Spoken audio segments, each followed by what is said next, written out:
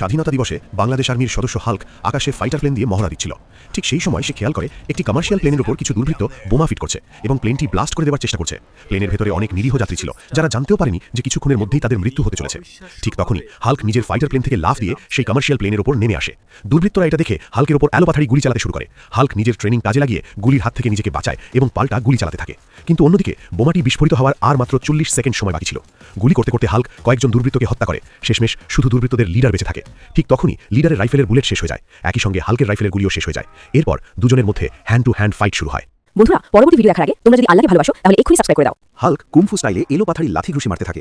শক্তিশালী আঘাতে লিডার দিশেহারা হয়ে যায়। এক পর্যায়ে হাল্ক একটি জোরালো লাথি মেরে লিডারকে প্লেন থেকে ফেলে দেয়। কিন্তু বোমাটি বিস্ফোরিত হওয়ার আর মাত্র 2-4 সেকেন্ড বাকি ছিল।